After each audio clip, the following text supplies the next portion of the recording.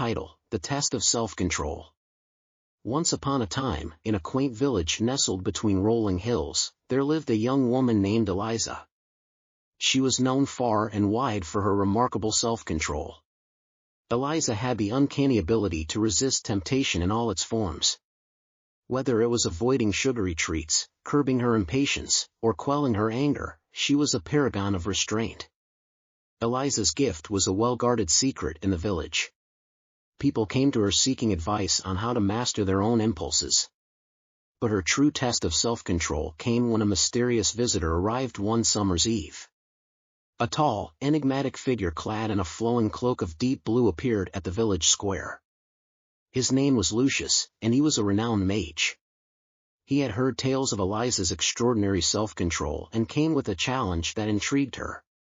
"Eliza," Lucius said, his voice carrying an air of mystique, "I have heard of your self-control, but I wonder if it can withstand the ultimate test.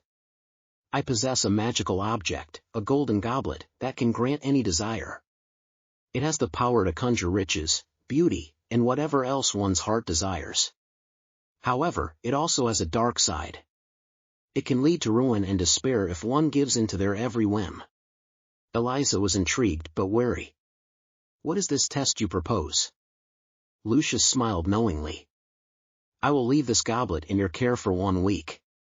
You may use it as you wish, but remember, it will test your self-control. At the end of the week, I will return to see how you fared." Eliza accepted the challenge, and with a nod, Lucius placed the golden goblet on her kitchen table and vanished into the night. The goblet shimmered with an otherworldly glow.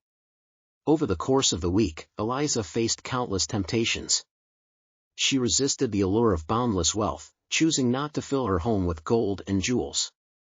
She refrained from using the goblet to become the most beautiful woman in the village, opting instead to cherish her inner beauty. She even resisted the urge to make her chores easier by using the goblet's magic. But the ultimate test came when tragedy struck the village. A terrible drought left the fields barren, and food grew scarce. People began to suffer, and Eliza's heart ached for her fellow villagers. One night, as she sat by the glowing goblet, an idea formed in her mind. She could use its power to end the drought, to bring relief to her friends and neighbors. The temptation was overwhelming, but Eliza remembered Lucius's warning. She closed her eyes, took a deep breath, and said, "I wish for the strength to endure this hardship and the wisdom to guide my village through these tough times." As the words left her lips, a warm light enveloped her. She felt a newfound resolve, and a plan began to form. Eliza rallied the villagers, and together they devised innovative ways to conserve water, share resources, and support one another. As the week drew to a close, Lucius returned to the village. He saw that the goblet remained untouched on Eliza's kitchen table. His eyes twinkled with approval.